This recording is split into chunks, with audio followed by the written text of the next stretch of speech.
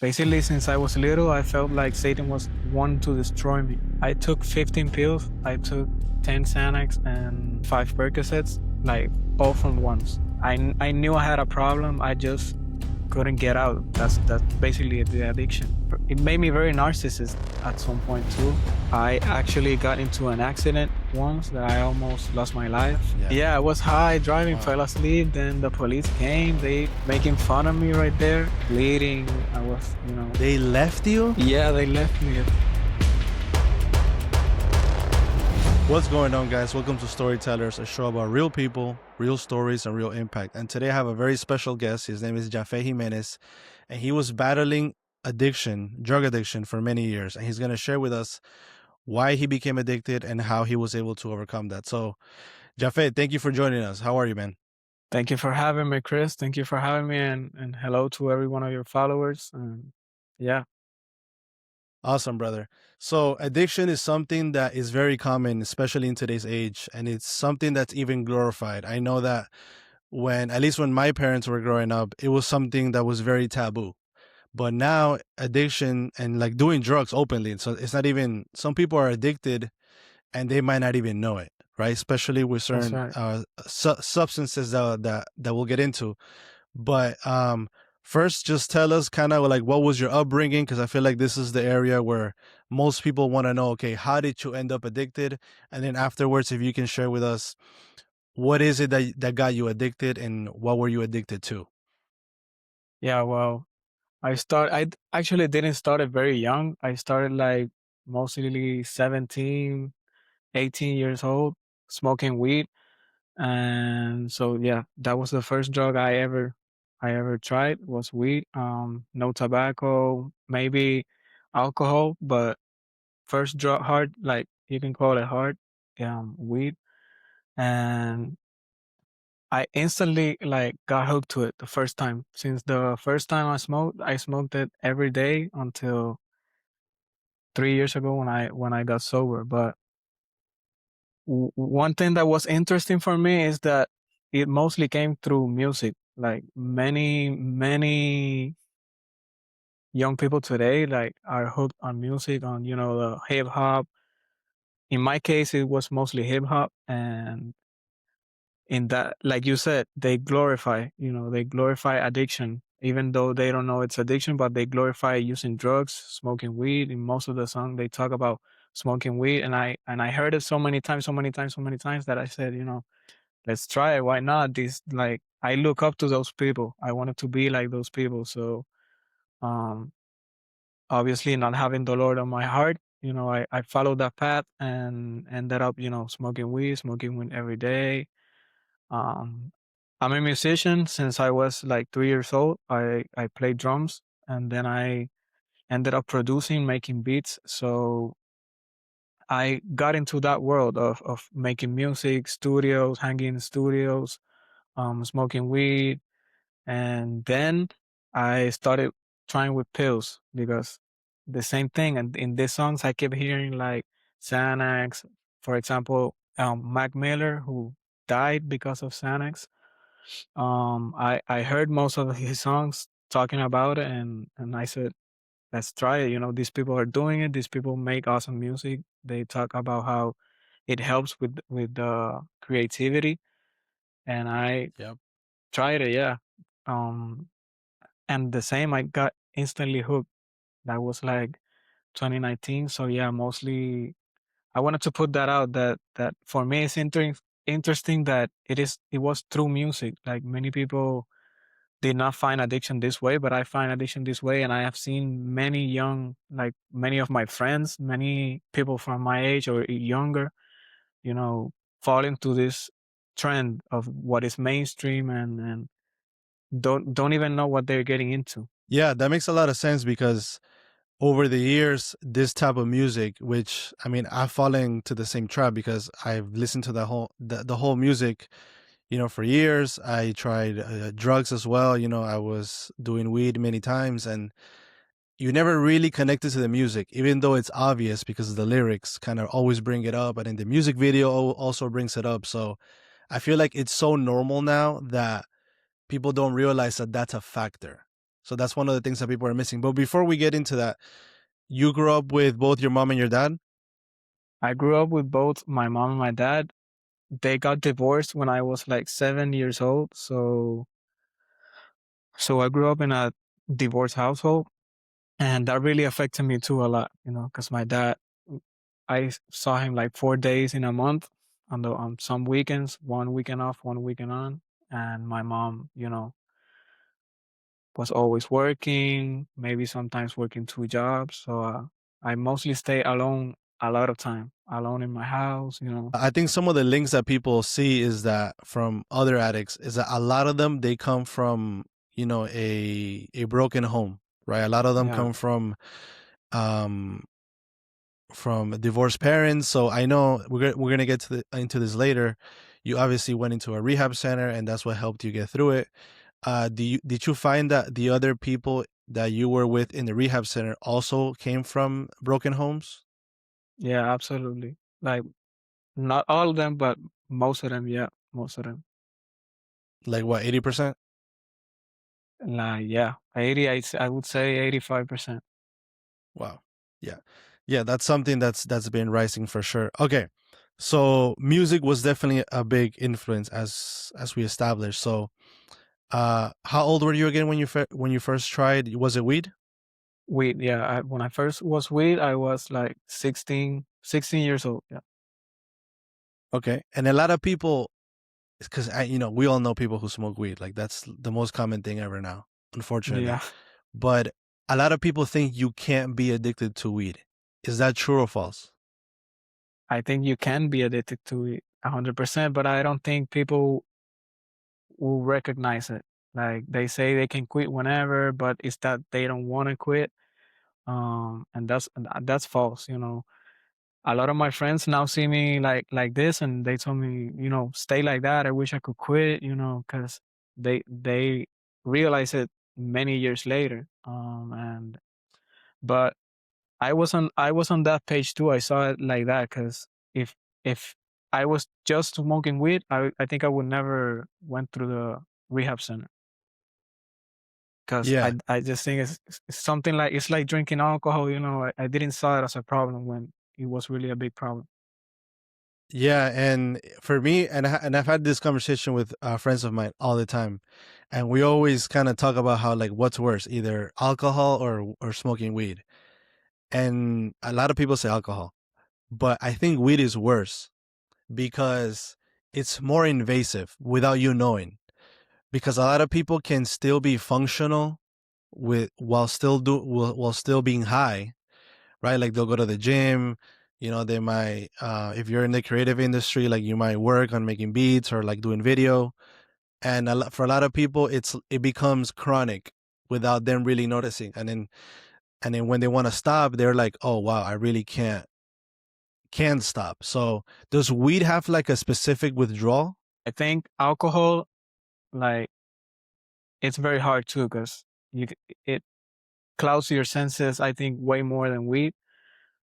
But yeah, for me, it became chronic, like you said, and I smoke weed 3, 4, 5 times a day, right after waking up until right after going to sleep. Even waking up in the midnight, smoking and getting back to sleep. But yeah, I was doing everything. When going to the gym, everything that I did was smoking weed. Yeah. And I, because it was chronic, I almost smoked it, like, just to be me, just to feel like normal. Yeah. Um, Yeah. I didn't saw it as a problem. Yeah, and would you say it's true when people say like, "Oh, weed is a gateway drug"? Yes. The Yes. I mean, if you are a curious person like me and like most people, like, if you're curious, yes, definitely. Because Yeah. for me, it was like, oh, let's see, I feel this way smoking weed. Let's see how I feel with this drug or with this drug. But for Yeah. for Hmm. pills, because the weed culture is more like, hippie, or very nature, everything like that. So maybe when I smoke weed, I was more into like, oh, let's see how shrooms, or let's see how LSD, how I feel, those type of drugs, versus what I ended up doing, that was more like pills and those stuff. I even like ended up working at dispensaries selling weed. So They No knew about it. way. Yeah. And obviously there everyone Yeah, all the time. Every time. yeah. Do you feel like dispensaries obviously they're not good. But do you feel like they made it somehow it was like worse for society? I Cuz mean, people argue that like oh if you make it legal like you take it away from the streets and then it's like in a safe, clean environment. Is what do you think about that? up to some degree, yes, because I mean, in the street now we have fentanyl, so a lot of weed Yeah. in the street is getting mixed up with fentanyl. So dispensaries, you have to pass like some lab test, which obviously some people make, you know, like trampa. I don't know how to say it. Like they fake Yeah, they the like lab, yeah.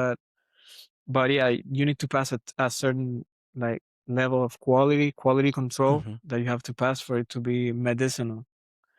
And I said Claro. medicinal Yeah. because in this part, I think is what is worse for society because they have altered the plant so much, which is mostly like psychedelic. It's not any corporal. Yeah. Most of the people I find there in the dispensary that would say, "Oh, I'm using it medicinal to replace this and this medicine."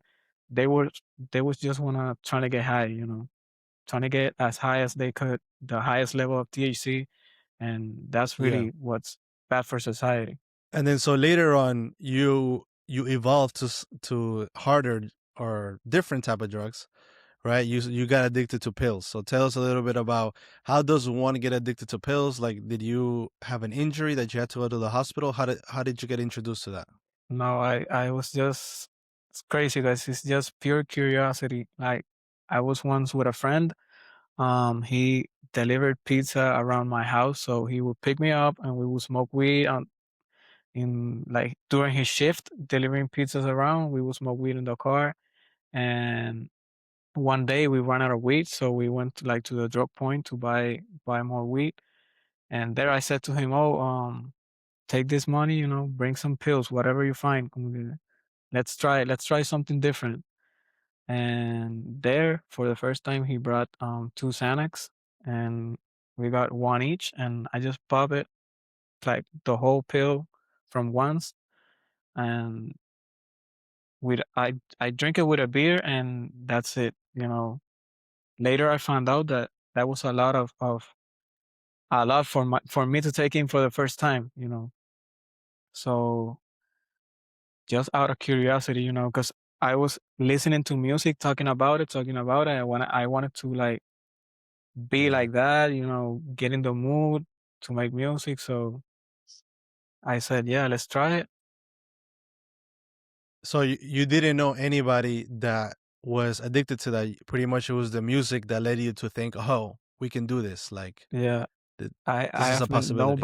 nobody, neither my friend at that time was never tried it before too. I have met nobody that had offered it to me before, nothing Yeah. like that.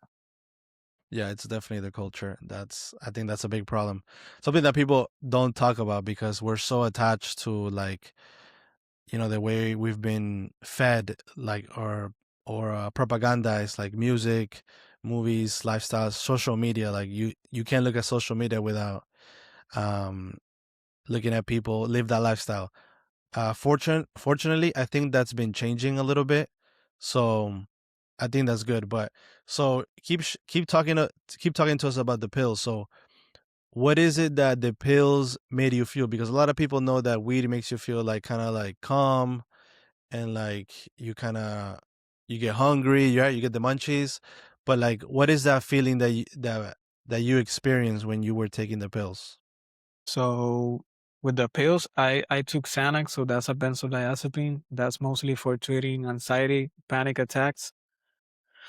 So at the time, I didn't know what it was, but yes, I had like struggled with anxiety before since the breakup of my family, every problem in my household. I struggled a bit with anxiety, so that made me feel like even calmer, like super calm. I didn't care about anything.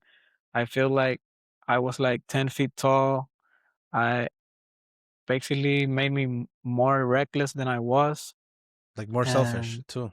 more, way more selfish. Like many times I was just like, it made me very narcissist at some point too. Like Right. so, but yeah, selfish is like a great word for it. Like I Yeah, a lot didn't of care people. about anything about Yeah. myself. How I felt, me, how I looked, everything. Yeah, that's yeah. I realized that as you were saying it, I never really thought about that. Everything comes down to like your ego, and it's Exactly. there's Yeah. definitely something spiritual going on there, which I definitely want to touch on.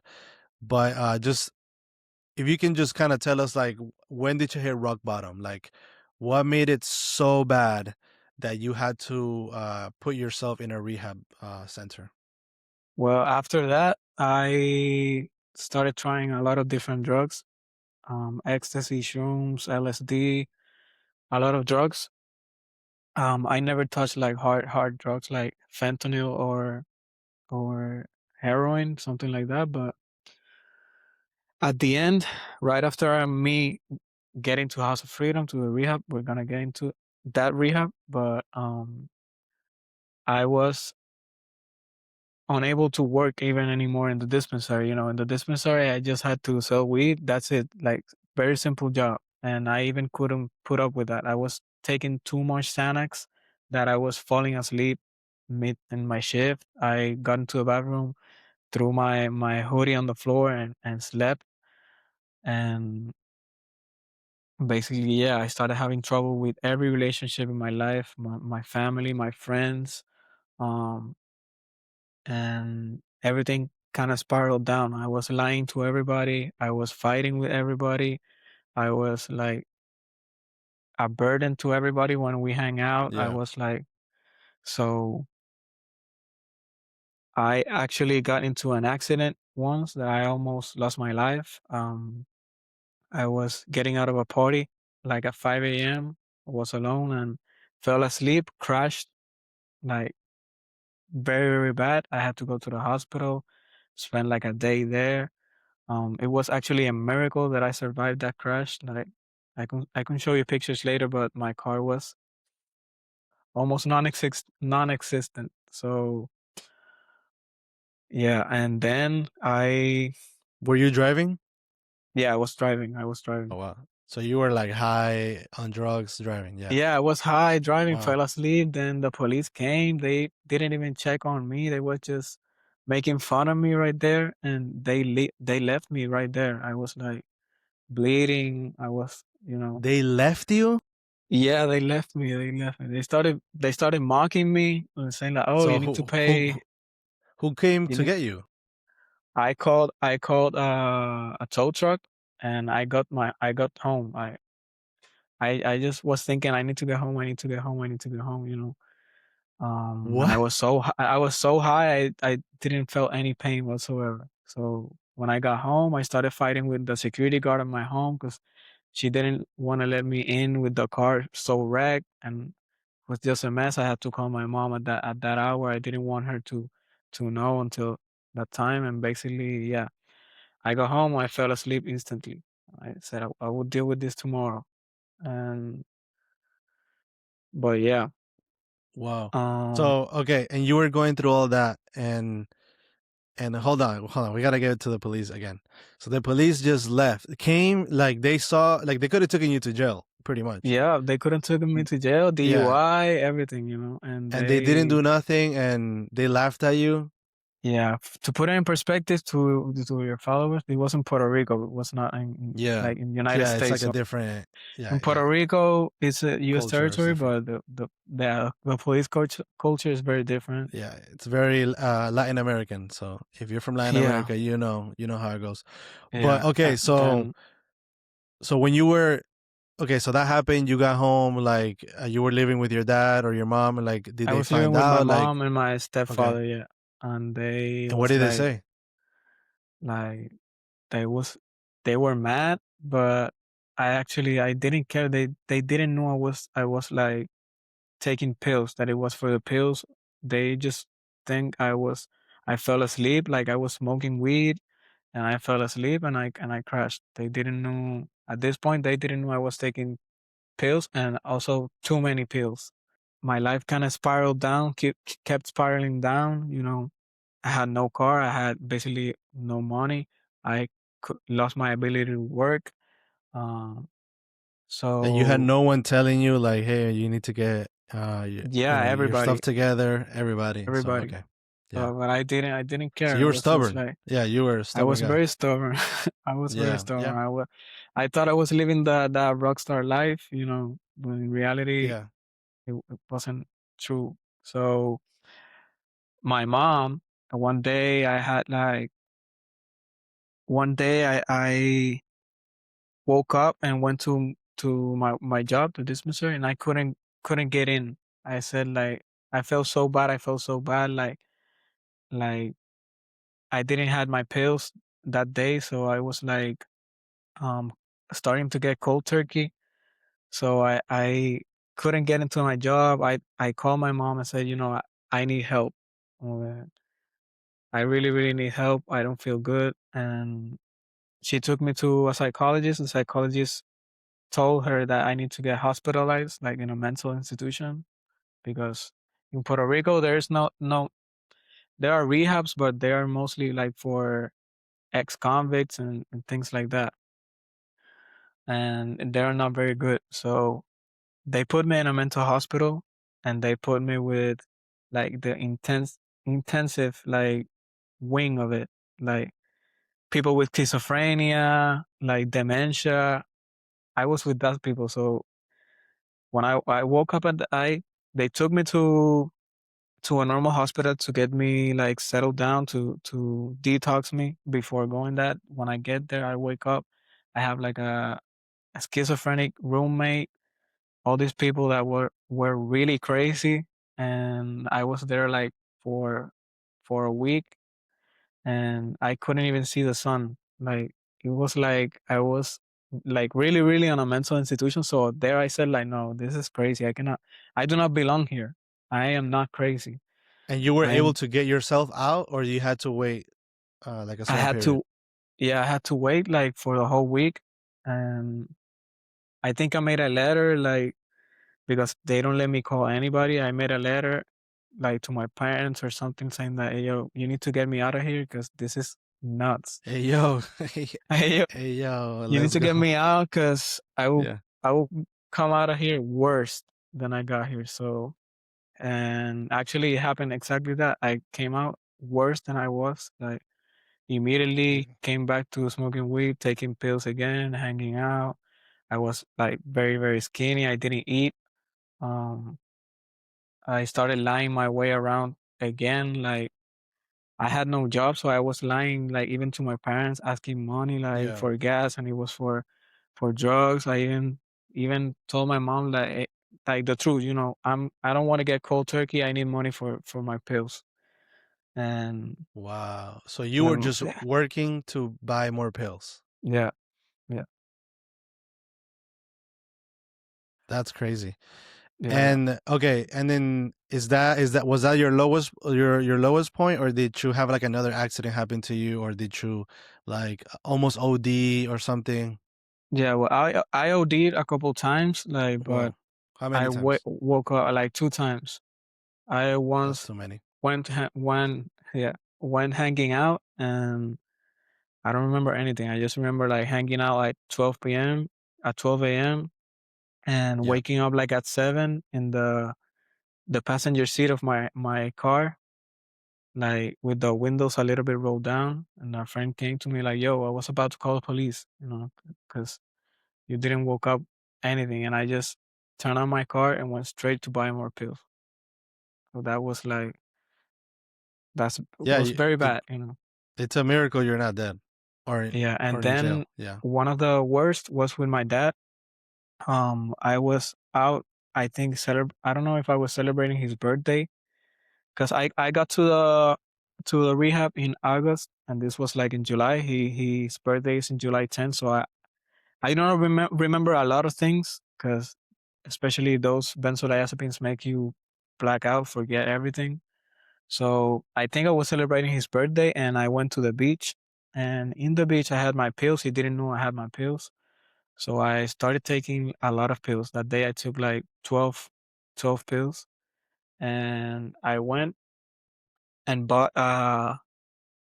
like a 32-ounce mojito in the beach, Yeah. and I took the pills with that, and I was like OD to the point that I was eating like there's a there's a series on Netflix that I think is called Painkillers, something like that. That there's a scene with when the guy is eating like a hamburger and he bites his finger because he doesn't feel anything and he started bleeding.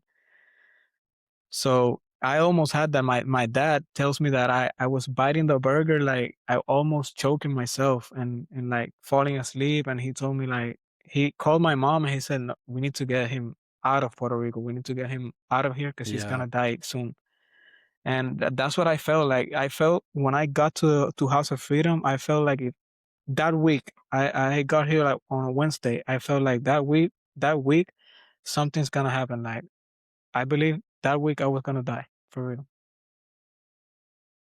Okay, and how did your it was your mom, right, that brought up House of Freedom? Yeah, they when that happened, they both started looking for different rehab centers out here in the United States. And they And she actually found that ended one up. online? I think she found it online. I don't know 100%, but or like another person talked to her about House of Freedom. My mom told my dad, "Hey, we need to come up with the money, because it's our son. Like he's gonna die if he stay here." I had once. I also had like a suicide attempt with pills. That I took a lot of pills, but I want to You get were that. like, yeah, you wanted to Yeah, I self-delete, want basically. to self delete. Yeah, and Yeah. and that was like my first encounter with Jesus. That's I didn't know it was Jesus until I Before got you to went rehab. into the rehab, before Before, you went yeah, into the rehab before, center, okay, so before. you tried to commit suicide, and then you had an encounter that same day, That same day, I that took same experience.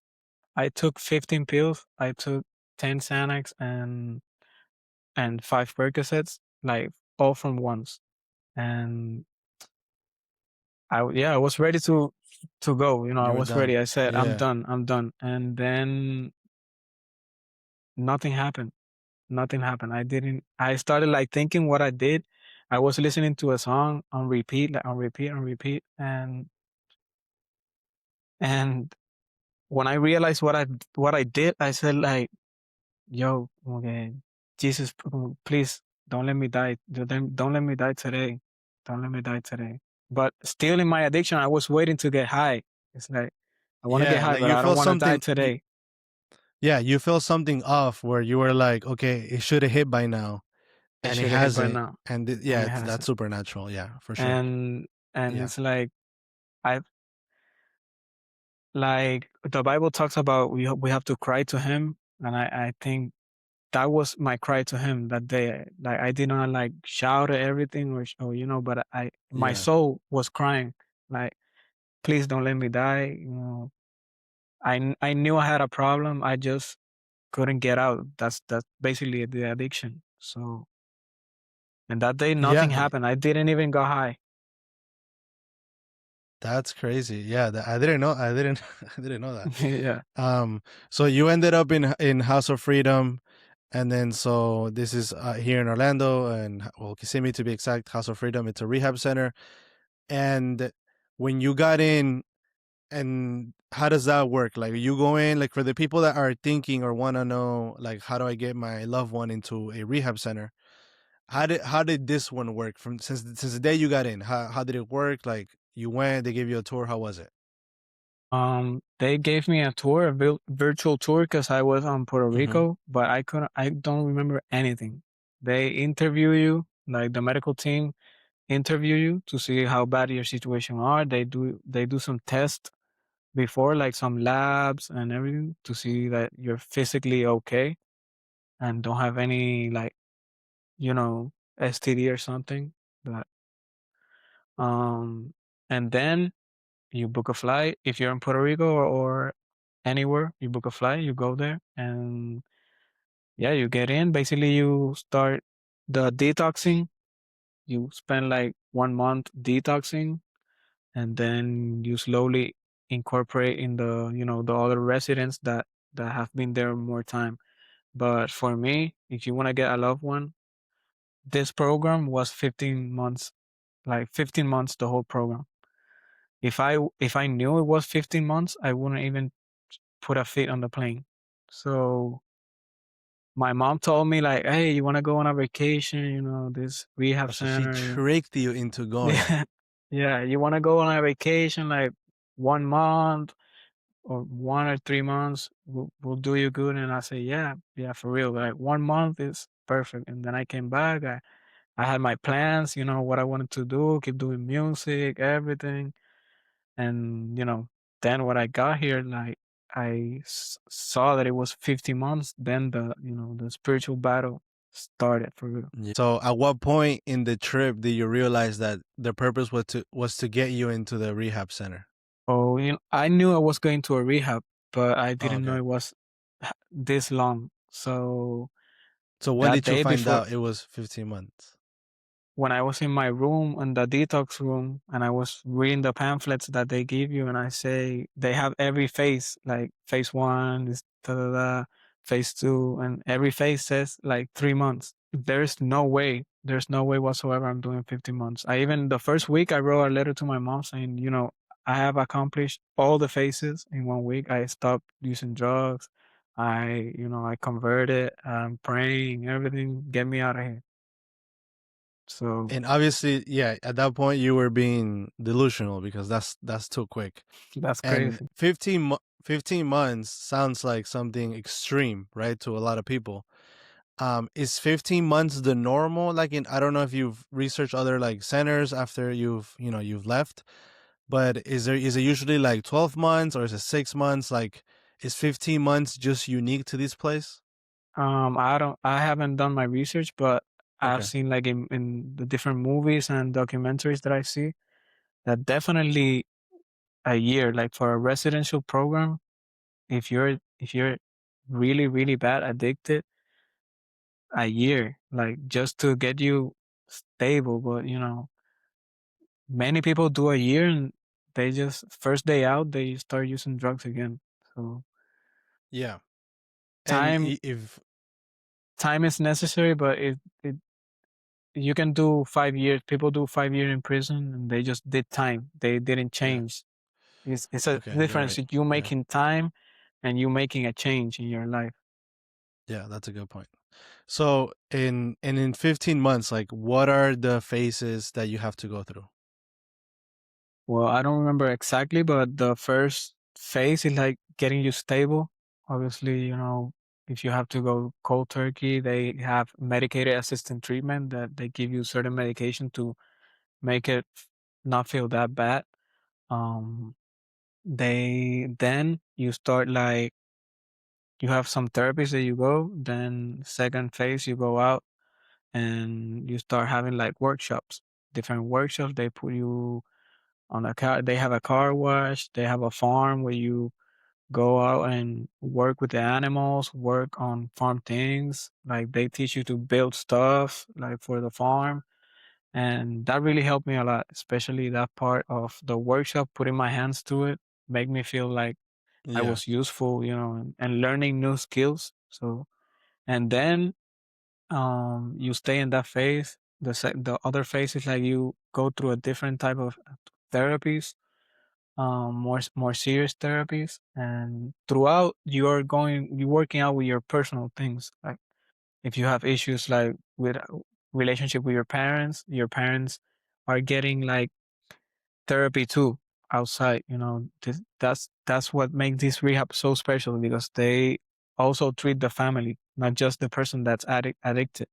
So you at the same time you're having this workshop therapies there on the facilities. You are also with your counselor working things with your family, working what got you there. The root of the problem, not just the using drug part. Yeah, because I think I've done some time ago I did some research on this, and the amount of success you have when the therapy includes the spiritual side is much higher than you go to like secular or non-religious uh rehab centers. So tell me about like, because you probably didn't expect it being so heavy on spirituality. When I'm talking about spirituality, I'm talking about Christianity. So what was your reaction to that? Like, were you like, okay, like what's going on here? Like, I understand, the biological process of getting clean, but what does spirituality have to do with being clean? Yeah, so I didn't know it was a Christian rehab until I got there, but I grew up Catholic, so and like really into like my family went to church and everything, so I didn't have a problem with it. But at the same time, I did because I was so far away from God. I have met this our God in the past, but I decided to go away from Him, like willingly knowing I was going away from Him when I was got into the music. I knew the spiritual part of the music and everything. So when I got there, I was like, okay, I know I need God back in my life, but it was gonna be like I was on my terms. Like I wanted to be on my terms, not like obedience, all the things Yeah, that yeah, yeah. may get into it. But um, the first month, I told my mom like, "Hey, yo, these people are trying to get like feed me God every like in the morning, in the lunch, at night. Every time they're talking about God, it's not like that. You cannot force the people into liking God." So I had that fight at first, but then I started like, okay, you know what? I have time here, a lot of time here, so I'm gonna read the Bible and see what it says. I want to prove these people wrong. So that was my mentality. I want to read this Like to proving prove people wrong in what sense? like proving the people like the ministers at the center wrong. Like, the Bible says this, but in reality, it's this. So So you were I trying to started, justify like somehow like maybe your bad habits and yeah, be like like you're making that up. You I can't do this, or yeah. The you Bible you're being doesn't say that. strict. Yeah, Exactly. kind of. So I started reading the Bible and like basically I could not like rejected it. I was like, you know what it says here is very true. Like I'm living this. I'm living what the Bible is saying. So Yeah. it's crazy. And then I was like, okay, I want to give it a try. So I converted. I accepted Christ as much as my Lord and Savior. Outside of Catholic, like but and then I was like, I wanna test it. I wanna test if what these people are saying is true. Like if I follow Christ, if I follow his commandments, if I am loyal to him, if I pray to him, if I sacrifice something from me Yeah. that really hurts, that he will bless me, And that was my mentality. I wanna try it. 2 years. I said I will give it 2 years. And if in 2 years I don't see nothing, I'm going back to how I was. And I really started doing it. I didn't knew it was very, very hard at the first time. But one of the things that I sacrificed to Jesus was my love for music. I stopped making music. Um yeah, because every time I was thinking about music or trying to make music, I was just always making like trap music and everything. So it took me back. So I said, Lord, you know what? This is my dream. This is something that really hurts me. Obviously, it took me time, but once I said, like, you know what? I give this to you. I give this to you. Do whatever you want with me. And that time, like that same week, I started seeing blessing in my life. Like in what sense?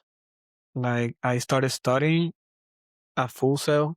That I was about to leave the program. I was 6 months into the program, and 6 months in, you said like, oh, it's plenty of time, but it's not a lot of time. So many people live in that time frame, and I say, I don't want to feel like I'm losing my time. You know, I want to study something, and in the program, if you're like doing well, they let you study something. And I told you know what, I love working like producing like with audio and everything, and I got accepted into Full Sail audio production. So I didn't want it to be anything like with music production, like making creative part of music. So I chose audio production. With some classes I have to deal with music, but it's not like they won't put you to work like with trap or in that environment. So, Yeah, it's more but technical, right? Like they.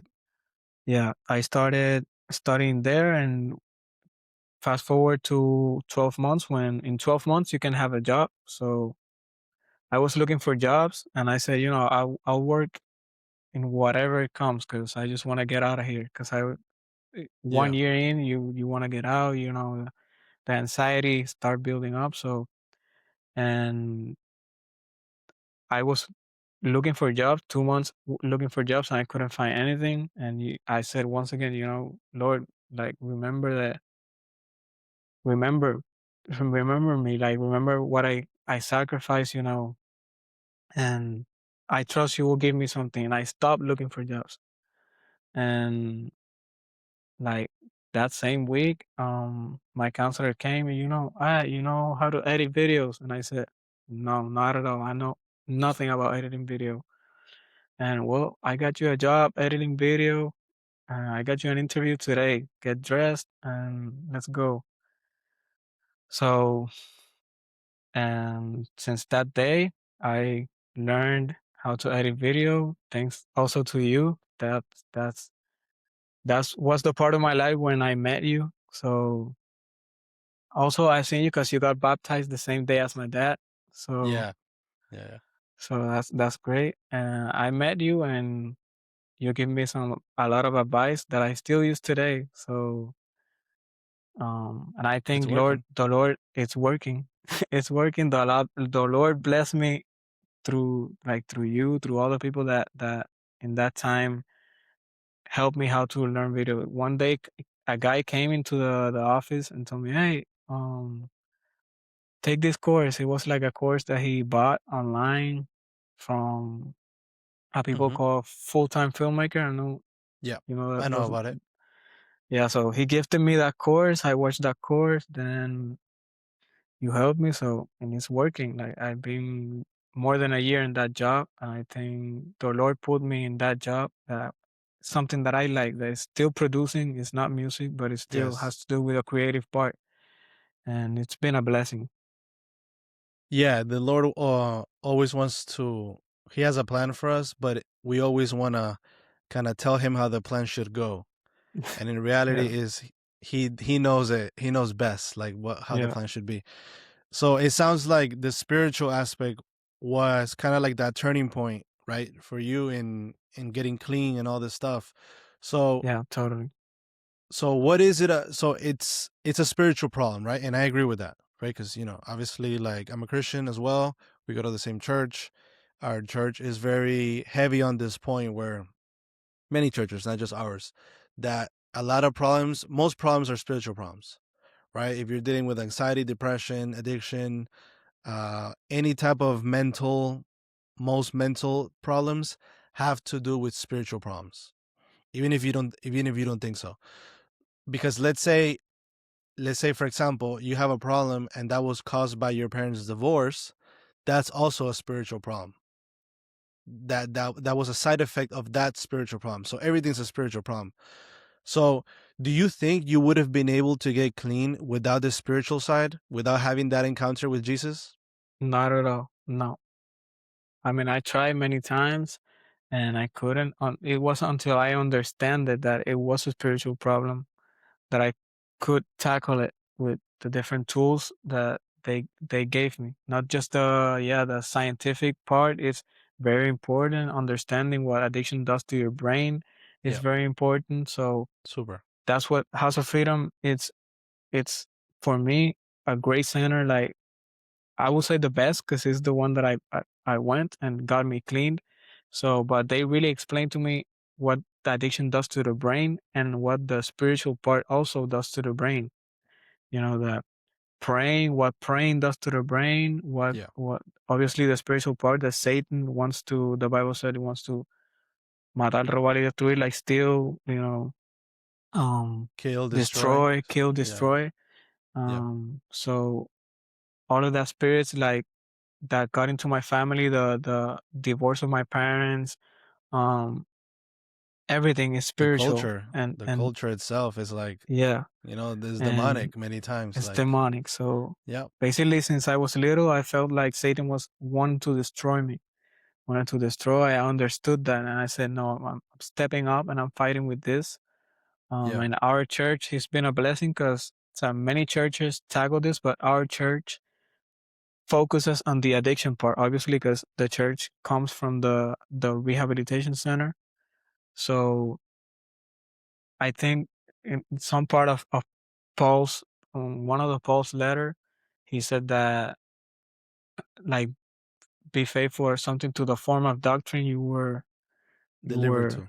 delivered to, and Yeah, I felt like that. Like I was delivered to House of Freedom Church.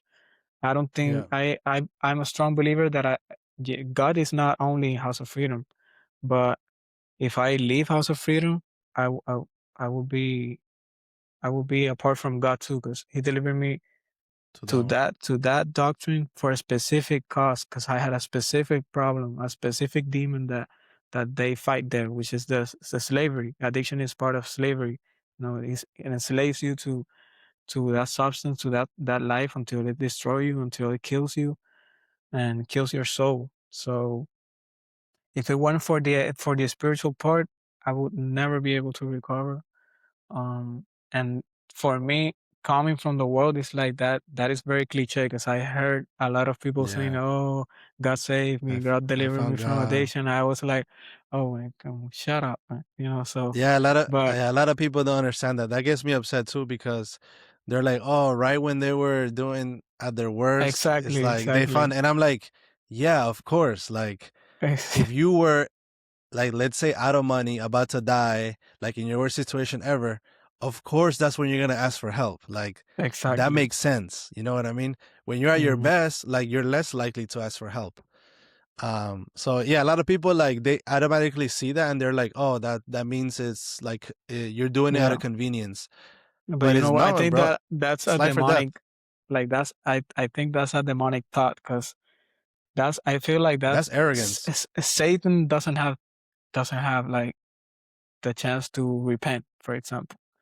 Yeah, So people feel the exact same way. Like they feel not. I don't know if it's envy, but they feel like they get mad when somebody did something very bad. Let's say kill somebody, to say yeah, the least, and they repent and they found salvation. They see that as that's not fair. He needs to get punished. But Christ paid it all on the cross. Like if you really repent from your heart, if you really give your life to Him, and I mean, God is fair, man. He's gonna make yeah, justice for everything. yeah. And one of the reasons why they get mad is because their concept of God is that they can earn their way to heaven. So it's Exactly. like saying, hey, like, I have better grades than you. Like, why are you Hmm. passing? But Exactly. in reality, it's the wrong framework that they have, because it's not that you can earn your way to heaven, is that you don't earn your way to heaven. Like, Exactly. whatever you do is not going to happen. So the Lord has to come and save you. So it's equal. That's why they call it the upside down kingdom, because in the physical world, everything's about, the best get to the top, right? Exactly. In the spiritual world is the opposite. It's the best doesn't get to the top. It's Hmm. the most faithful that gets to the The top. most faith. Yeah. So 100%. It's not yeah, by man, it works, is. Yeah, it's by like faith, and then we're safe to do good work. So a lot of the things that I feel like House of Freedom does, and that spirituality gets to unlock, is that it's all about also changing habits, right? For example, so there's also like a very practical side to this, and I tell a lot of people that God is also logical. Like, it's not like everything's not magic. It's not like mysticism. So for example, like what your mom said when she got you out of Puerto Rico, she was right. She was like, we need to get him out of here because here he has a certain lifestyle, certain friends that is not good for him. So, Uh-huh. in a logical sense, you got to remove yourself from that environment. And that's what finding God does to a lot of people. And it's what it did to you, maybe by force in the beginning, by, making you live somewhere at a rehab center for 15 months. But what happens is that as soon as you find God, what happens? You start going to church. So if you start going to church on a Sunday, you already can go out party and get drunk on a Saturday. Like you're changing your habits without you kind of knowing. Yeah. Yeah, you start to like sanctify yourself. And if you start to adding another day you go to church, let's say Friday, like we do, right? Then Friday nights you can go out and like be in a bad Service environment. is over, yeah, you go hanging out. Doesn't yeah. Yeah, so it's like you start changing your habits, and then you start getting more curious to who God is, what is His character. So you start reading the Bible. So when you start reading the Bible more every day, it's like, oh wow, I don't want to do bad things anymore because I keep reading godly things. Yeah. So that desire Exactly. goes away. Yeah, So and yeah, one thing man, that it's happened yeah, to me was like when I started changing my habits and studying more the Bible and studying the character of God, when I got out of the center that I had the freedom to listen to the music I listened back then, I was just understanding the lyric because I thought I understand it when I was hearing it. I thought I understand it, and when I hear it, it's like, oh, they like you see the spiritual part in that music, and I was like no yeah, way, like it's yeah, hard, it's yeah, crazy, and it's in your face. Like people yeah, don't know the devil is not playing like to hide it, like maybe before that it was hiding it in some subliminal language or something. It's like yeah. straight in your face, like so. It is. Yeah, that's a good point because I wanted to go back on that because I remember we were having a conversation from someone that was in the program with you that he couldn't. Well, he graduated, but he kind of fell short. He like relapsed, Yeah, and what you told me was that is that a lot of addicts, and especially in this guy's case, is not necessarily the substance, which it does have a role, but they're addicted to the lifestyle. exactly. Like they just miss that lifestyle, like of just being outside at night, Yeah, like yeah, and talking trash with the boys. that's something Yeah. I struggle with too. Like when I still struggle with this sometimes, but it doesn't make sense for me to go back. But I still sometimes my mind goes into like this like trip and nostalgia. It's like they have nostalgia for that time. Like it's crazy, and here I can see the addiction part that it doesn't matter how bad you were, the brain is selective and makes you think like or the devil put this thing in your mind that you miss like how good you felt, but you cannot think how bad you were. Like you were feeling good Hmm. because you were high, but you were in the lowest part. Like when I was bad, I Yeah. was like in my lowest part. I still went to the beach, have a great time. I was high, but I didn't have no money. My relationships were broken. My family was suffering. You know, so the Yeah. brain makes you forget all about and just I was at the beach. I was having a good time. So you miss that lifestyle. And mostly with in my case and that guy's case, it was like this street lifestyle. The Yeah. lifestyle again that is portrayed in the music that is this hip is mainstream now. That lifestyle of going out, like flexing and everything, and Yeah. you know it's very hard because that's what people not so much at my age, but at younger age are doing. So it's like if I'm that age and I already am sober and everything, I will feel like I'm missing out. So he maybe felt like he was missing out, but he was so because he was so much ahead of them. Like God did a work so great in him that he put him ahead of them. He was more mature, but he when you try to get back on the wave, like on the world, start following the world again. That is what happened. Yeah. I never thought about that like, and we all go through like rough patches and like bad moments. And it's true, we don't tend to remember the bad stuff even if we Yeah, were Like if I think about right now, like the times I was high and like let's say partying and doing all this stuff, I don't remember the at first hand. I don't remember the things that like were the negative, and there was a lot of Exactly. negative to that, a lot. But I admit my mind literally goes to like, oh, the time that I was like next to this one girl, or like I was with a group of friends and I was like laughing, like. But that's very deceptive. Yeah, that's Yeah, you're. I never thought about it that way. Yeah, I see how that's that the could. devil for sure for me. That's the devil. Yes. Yeah.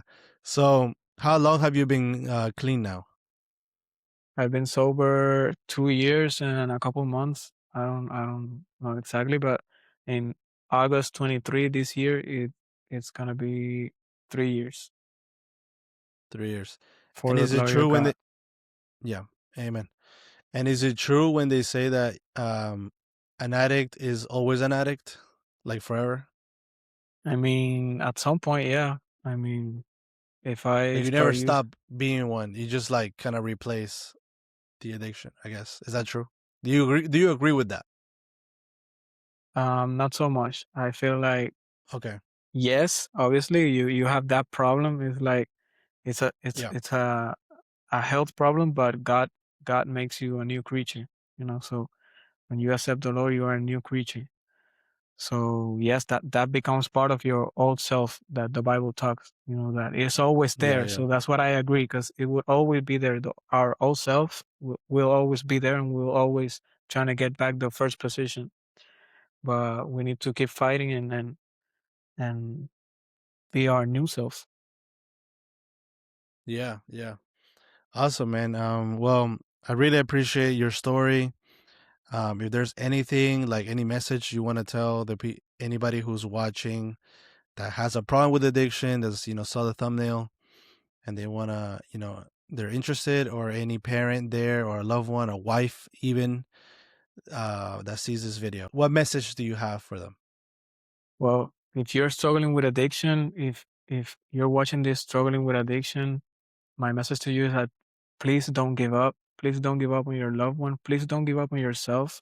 It is possible. It takes time, but at the same time, when you look back, it's nothing compared to a whole life of being good, being sober, being part of the solution, being able to help your family, being able to help another person that goes through it.